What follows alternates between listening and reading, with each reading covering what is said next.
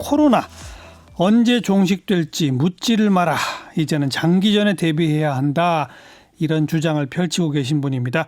병원협회 코로나 대응 실무단장 맡고 계시죠? 네, 명지병원의 이왕준 이사장 스튜디오에 직접 초대했습니다. 어서 오십시오. 네, 안녕하세요. 네, 단도직입적으로 언제 끝날지 묻지를 마라. 왜요? 안 끝납니까?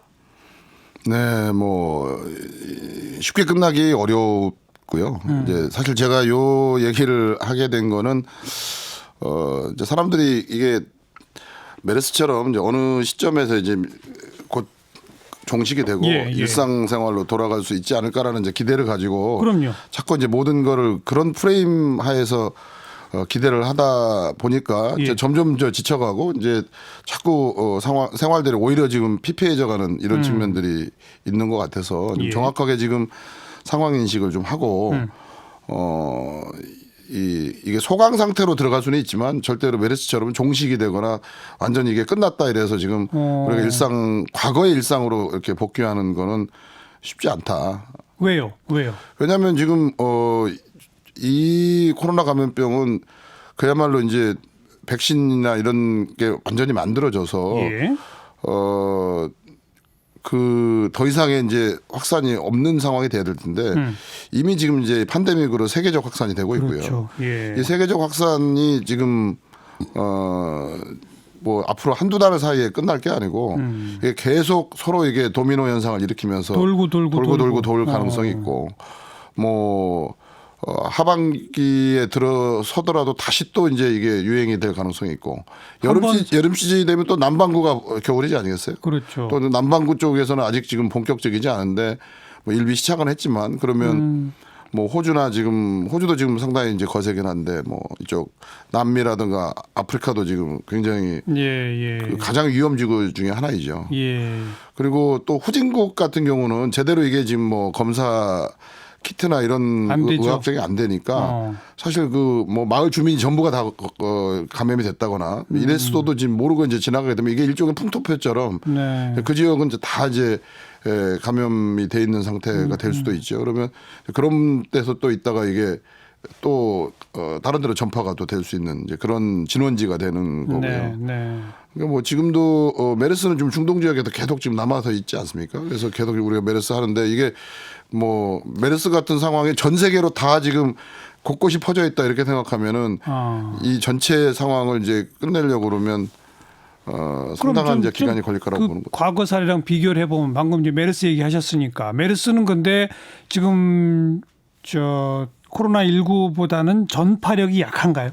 그렇죠. 전파력이 약하고 그다음에 이제 이게 이제 상당히 그 치명률이 높았지만 이건 이제 특정 지역과 그다음에 특정한 루트를 통해서 이제 전파가 되는 상황이었기 때문에 그 부분들은 이렇게 이제 아주 팬데믹한 구조로 팬데믹식으로 대유행으로는 가지 못한다. 그렇죠. 그 메르스 같은 경우는 반대로 신종플루 말이에요. 그거는 뭐 물론 타미플루라는 약이 나와가지고 나중엔 그냥 독감이 일종으로 변해버린 겁니까? 계절성 독감으로 이제 변했다고 그렇게 돼버린 거죠. 네. 그럼 이 코로나19도 약이 개발되고 백신이 나오게 되면 이것도 마찬가지로 그렇게 갈까요? 그건 어떻게 보세요? 언젠가는 이제 그런 상황이 되겠죠. 이제 그 시기가 그때까지는 그 유행 시기가 이제 이게 피크로 가 있을 때 지금 이탈리아 같은 이제 그런 상황을 만들어서 이게 의료 역량을 초과하는 상황이 되게 되면 결국 그 시기에 이제 적절한 치료를 받으면 그래도 생존할 수 있는 많은 분들이 목숨을 이제 잃을 수 있는 그런 비극이 나타나니까 최대한 이 그 폭발적인 확산 곡선을 좀 낮추는 거가 다 이제 모든 나라의 이제 이 목표이긴 한데 그렇다고 해서 이게 어느 특정한 시기에 끝날 거기 때문에 그때를 맞춰서 이제 모든 거를 계속 미뤄가는 거는 지금은 이제 그런 발상이 수정돼야 될 상황이라고 보는 거죠. 네. 지금 이제 사회적 거리두기 강력하게 시행하고 학교 개학도 안 하고 이러면서 이제 조만간 종식되면 사회적 거리두기 풀어버리고 학교 다 문 열고 옛날로 돌아갈 수 있다 이런 희망을 갖는데 이왕준 이사장 보기에는 그건 잘못됐다. 그렇죠. 그러니까 아마 전략적 사회적 거리두기 저는 뭐 줄여서 전략적 거리두기 방식으로 이 모두가 바뀌어야 될 거다. 다시 말해서 지금 상당히 이제 우리 국내적으로만 국한해서 보면 아직도 지금 지역 감염이 수도권이나 이런 데에서 줄어들었다고 보기는 어렵고요. 그렇죠. 뭐 4월 달까지도 계속 완만하게 상승할 가능성을 배제할 수가 지금 없는 상황인데 이게 지금 설령 그런 그 상당히 그 확산세가 꺾여서 소강 상태로 가더라도 이게 그냥 끝나거나 무슨 종결되는 상황이 아니기 때문에 일상생활을 하더라도 이제 과거와 같은 식으로 일상생활이 아니고 새로운 이제 뉴노멀로 감염병 시대의 뉴노멀로 이제 전이돼야 될 그런 상황이라고 보는 거죠. 그래서 뭐 예를 들면 지금도 학교를 무작정 지금 우리가 그 미룰 수 없다고 하면 다른 방식의 어떤 그 학교 생활을 찾아야 되지 않겠습니까? 그래서 지금 전면적으로 그냥 인터넷 수업으로 하고 학교를 계속 못 오게 할 건지 그게 불가능하다고 하면 우리가 이제 그 앞으로 2주간은 굉장히 강력하게 지금 하기로 했으니까 거기까지는 가지만 그 이후에는 조금 더 완화된 완화 전략 내지는 뭐 예를 들면 2부제 수업을 한다든지 뭐 일주일에 3일만 학교에 등교한다든지 뭐 하고 나머지는 다른 이제 보조적인 수업을 한다든지 이렇게 해서 어쨌든 그 일상생활 자체를 완전히 셧다운하는 방식이 아니고. 그럼 뭐 영원히 앞으로 계속 셧다운 시켜놓으면 경제가 다 망할 텐데요. 그렇죠. 뭐 경제뿐만이 아니고 일상생활을 계속 견디기가 못하는 거죠. 오히려 이제 그런 적절한 알겠습니다. 어떤 출구 전략이 안 되면. 그 감염병 시대의 뉴노멀에 대한 얘기 조금 이따 다시 집중적으로 여쭤보겠고 마침 그 중앙임상위원회인가에서 왜 이런 발표가 하나 있었어요. 국내 인구의 60%가량의 면역이 생겨야만 코로나19 유행이 끝날 수 있다. 뭐 그러려면 인구의 70% 3,500만 명이 감염되고 1% 사망률이면 35만 명이 사망해야 이게 끝날 수 있다. 뭐 이런 얘기인데 보건당국은 저건 그냥 이론일 뿐이다 그랬단 말이에요. 이거 좀 설명해 주세요. 이게 뭐예요? 집단 면역이라는 거 자체가 이제 전체 인구의 60, 70% 정도가 이거에 대한 이제 면역력 또는 뭐 항체가 생기든지 이래서 그거를 면역력이 생기게 되면 그 면역력이 없는 30%도 이제 보호될 수 있다는 거죠.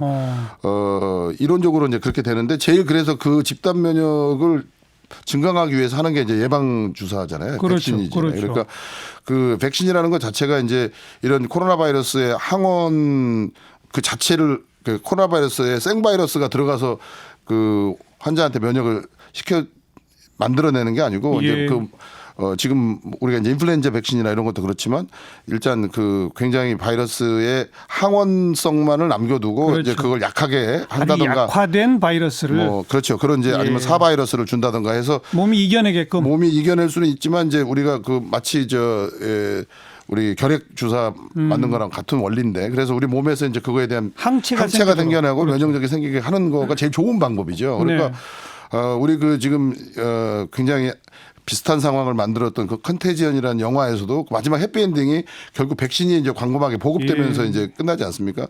하지만 설령 백신이 보급된다 할지라도 백신이 개발된다 할지라도 그 전체 우리 인류가 다 그 백신을 맞게 되는 것까지는 상당한 기간이 걸릴 거고요.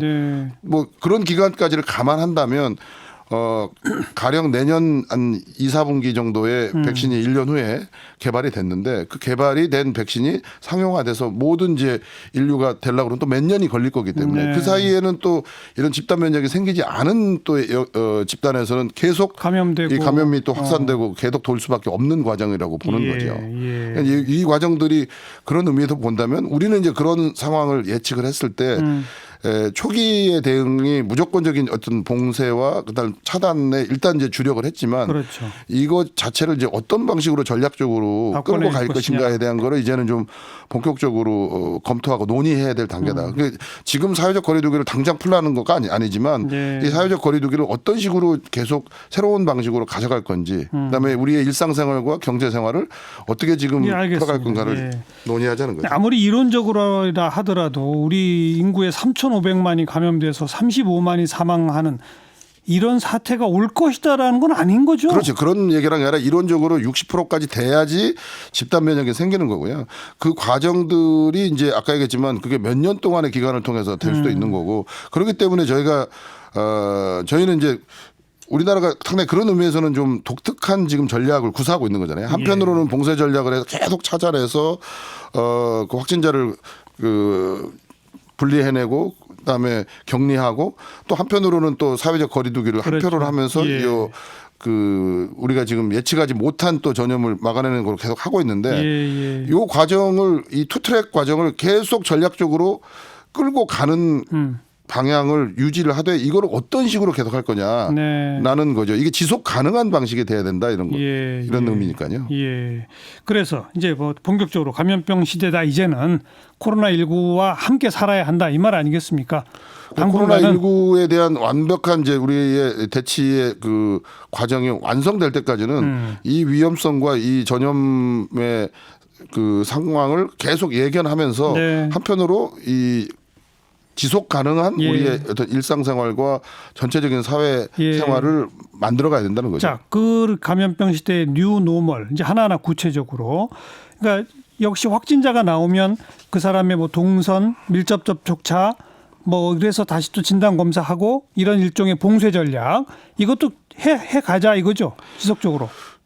한편으로는 저는 그 확진자에 대한 추적을 우리는 계속 지금 한편으로 하고 있지 않습니까? 하고 있죠. 그러니까 그 전략을 단기적으로 포기할 필요는 없는 거죠. 왜냐하면 그 전략의 핵심이 뭐냐면 확진자를 우리가 할 수 있는데 제일 큰 무기가 그나마 진단키트가 있고 그러니까요. 그래서 아주 광범하게 지금 이런 진단을 통해서 확진자를 가려낼 수 있기 때문에 일단 이 전략을 굳이 포기할 이유는 없다고 봅니다. 그거를 함으로 인해서 어쨌든 확산세를 당연히 막고 확진자들이 그 과정에서 이게 그 격리가 되면 어쨌든 그 2차, 3차의 확산은 막는 거기 때문에 그 발원지를 막는 거니까 상대적으로 그 확산세를 당연히 줄이는 거죠. 그래서 그 과정은 한편으로 계속 해야 되지만 계속 하고 동시에 지금 이제 외국에서 오는 사람들이 걱정이지 않습니까? 그래서 지금 유럽에서 오는 사람들은 전수조사하고 있고 미국에서 오는 사람도 이제 해야 되지 않느냐 이러고 고민하고 있잖아요. 이건 어떻게 하는 게 옳다고 보세요, 그러면? 뭐 지금은 이제 점점 우리가 지금 아주 짧은 단기간으로는 아마 해외 자체에 지금 출입 자체가 어렵기 때문에 점점 이제 그 여행 계획은 한 4월까지는 점점 더 줄어들 거라고 보여집니다. 아니 그래도 불편하고. 지금 현재 유럽, 미국 쪽에서는 우리 한국 분들이 거기가 워낙 위험하니까 빨리 한국으로 가야 되겠다. 그러니까 이제 일단은 지금 유럽에서 오시는 분은 계세요. 전수조사를 하고 있고 미국에서 오시는 분들도 당분간 전수조사를 저는 하게 될 거라고 생각을 합니다. 할 수밖에 없다. 그리고 근데 이제 이게 그렇지만 결국 지금 이게 전 세계적으로 퍼져나가면 모든 이제 입국자들이 전부 전수조사를 해야 되는 상황이 될 수도 있는 거 아니겠어요? 아니면 심지어 앞으로 저희가 외국으로 나갈 때 되면 아마 72시간 또는 뭐 5일 안에 본인이 검사를 통해서 이게 그 음성이라는 거를 확인증을 받지 않으면 아예 출국 자체가 안 되는 그런 시대가 곧 서로가 지금 올 수 있다고 보여지는 거죠. 지금은 과도기지만 이게 지금 점점 더 유럽이나 미국도 확산이 되고 전 세계적으로 이 팬데믹 상황이 절대 지금보다 더 확대되고 더 커지지 이 정도에서 지금 머물 상황은 아니라고 보여집니다. 그러니까 우리 내부는 좀 통제했다 하더라도 일단 출입국 자체가 굉장히 금년은 적어도 제한되겠군요. 해외여행 계획 세운 분들 금년 계획은 거의 포기해야 되겠네요. 저는 그렇게 쉽지 않을 거라고 봅니다. 왜냐하면 지금 당분간 지금 외국에서 우리 안 받잖아요. 그렇죠. 오면 2주간 뭐 격리를 시킬 텐데 그걸 감수하고라도 꼭 가야 되시는 분들은 뭐 사업상이라든가 아주 정말 필요불급하게 가셔야 되는 분들은 그걸 그런 불편함이나 여러 가지 과정을 감수하고라도 가셔야 되는 사람은 가야 되겠지만 그렇지 않고 단순히 뭐 여행이나 이런 차원에서는 저는 당분간 상당히 이런 이동 자체가 어려울 거다라고 그 당분간이 언제냐가 중요한데 지금 많은 분들은 그래도 뭐 4월, 5월이면 끝나고 여름 휴가는 갈 수 있겠지 이렇게 생각하는 분들이 많아요. 아니다 이겁니까? 저는 뭐 그게 쉽지 않을 거라고 봅니다. 아니다. 그렇기 때문에 이 뉴노멀 시대와 장기전에 대한 전체적인 상황을 봐야 될 거고요. 사실 이제 제일 큰 문제는 이거가 가져오는 경제적인 여파 아니겠어요? 그렇죠. 그래서 그러니까 추적 조사, 확진자 나오면 밀접 접촉자 추적 수사 등등 해야 한다. 또 국가와 국가 간의 경계는 지금보다 높아질 것이다. 그럴 수밖에 없다. 적어도 금년 동안은 이제 이 그렇죠. 말씀 들었잖아요. 그럼 이제 국내에서는 사회적 거리두기는 어느 정도 어떻게 바꿔야 됩니까? 그 지금 사회적 거리두기도 지금 이제 초기에 우리가 이 전파 양상에 대한 대목들이 이제 좀 몰랐을 때는 굉장히 이제 그 확진자가 있다는 사실만으로도 굉장한 공포감을 가졌는데 예. 또 마스크 쓰기 운동도 이제 그런 차원에서 됐지만 이제는 어느 정도 이제 그 이 바이러스의 전파 양식이라는 대목들을 이제 이해를 하고 있기 때문에 예. 어쨌든 저희가 2m 거리두기가 굉장히 중요하다. 설령 지금 서로 마스크를 쓰고 2m 안에서 이렇게 스쳐 지나가더라도 그것만으로 바이러스가 옮지는 않는다. 네. 뭐 이런 부분들에 대한 이제 기본적인 상식들이 이제 높아져 가고 있는 거고 예. 그렇다고 한다면 지금 당분간 이제 굉장히 그런 밀접 접촉의 과정들에 대한 거는 최대한 줄일 수 있는 어떤 사회적 활동의 어떤 가이드라는 갖되 네. 사회적 활동 전체를 완전히 계속 봉쇄하는 식으로 가기는 그렇게 쉽지 않을 것 같다라는 생각이고요. 그 시점과 그 타이밍을 어떻게 조절해 가면서 계속 전체적인 어떤 그 뉴 노멀의 패턴과 네. 가이드라인을 네. 이제 만들어 가야 된다라고 네. 보여지는 거죠. 그게 하루 확진자 증가 숫자하고 또 밀접한 관련이 있지 않겠어요? 지금 현재 그래도 두 자리 숫자로 상당히 지금 잡고 있는데 이게 뭐 우리가 열심히 노력해서 지금부터 한 2주 사이에 사회적 거리두기가 철저히 잘 지켜지면 지금 정부가 아마 기대하는 바는 한 자리 숫자 정도로 떨어뜨리고자 하는 거 아니겠어요? 만약 그런 방식으로 한 자리 숫자 정도가 되면 이제 좀 사회적 거리두기 그만합시다 해도 되는 거예요? 그게 할 수 없다는 거죠. 왜냐하면 한 자리 숫자 10명 전후한 과정에서 계속 존재하더라도 이게 매일매일? 또다시 아웃브레이크가 생기면 바로 이게 이제 폭발적으로 늘지 않겠습니까? 열 몇 명으로 가다가 어느 날 또 1,000명이 될 수도 있다. 예를 들어서 지금 그렇게 가다가 어느 요양원에 이게 감염이 돼서 그 요양원에 있는 분들이 다 감염이 되면 답시 그 요양원은 100여 명이 전부 다 또 거기서 아웃브레이크 예. 되고 이런 일들이 클러스터들이 이제 계속 곳곳이 나올 수 있는 위험성은 예. 계속 있는 과정이기 때문에 예. 그 이제까지 했던 기본 패턴들에 대한 걸 이해하고 그거를 계속 경계하면서 갈 수 있어야 되고 그걸 계속 또 모니터링할 수 있는 시스템은 가야 된다 이거죠. 그럼에도 불구하고 이제는 우리가 갖고 있는 경제생활, 사회생활, 문화생활에 대한 거에 대한 새로운 전략을 이제 세워 가야 되겠죠. 네. 그 새로운 전략이 뭔지 지금보다는 조금 완화된 형태, 그러나 주의하는 형태 이건데 좀 구체적으로 잡기가 어렵네요. 그러니까 이거에 대해서는 좀 사회적 합의 내지는 논의를 더 해야죠. 논의가 있어야 되고요. 물론 그거를 뒷받침할 수 있는 좀 과학적인, 의학적인 에비던스를 갖고 얘기를 이제 준비를 해야 되겠죠. 오늘 모신 김에 청취자들이 궁금해하는 그 코로나19 궁금증 일문일답으로 짧게 10대는 덜 걸린다? 네, 확실히 덜 걸립니다. 지금 통계적으로 20대가 제일 많이 걸린다고요, 근데?